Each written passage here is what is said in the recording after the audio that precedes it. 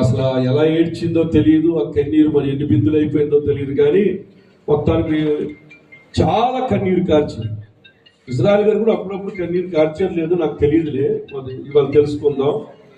ఇద్దరు అయిన తర్వాత మరి ఆ కన్నీరు చూసి వారి యొక్క కుమారులు ఇద్దరు, మరి నవీన్ అయితే మామూలు కష్టపడలేదు, చాలా కష్టపడ్డాడు. అలాగే వినయ్ తర్వాత ఆయన కూడా ఆ నవీన్ యొక్క టెంపును ఆయన అందుకుని చక్కగా అందరూ కలిసి ఈ నలుగురు అంటే మరి దేవుని మహాకృపను బట్టి గృహం ఇలా అయిందంటే మరి వారు కష్టపడ్డారు. దానికి దేవుడు ప్రభు కృప తోడయ్యింది, ప్రభు హస్తం తోడయ్యింది. దానిని బట్టి గృహం ఈ రోజు ఇలా ఉందని ప్రభు పేట తెలియపరుస్తున్నారు. మరి సమయాన్ని వ్యర్థపరచకుండా మన ఒక వాక్య భాగం చదువుకుని మరి దేవుని సందులో సాగిపోదాం. పరిశుద్ధ గ్రంథం ఉన్నవారు అందరు కూడా పరిశుద్ధ గ్రంథాన్ని తెరవండి.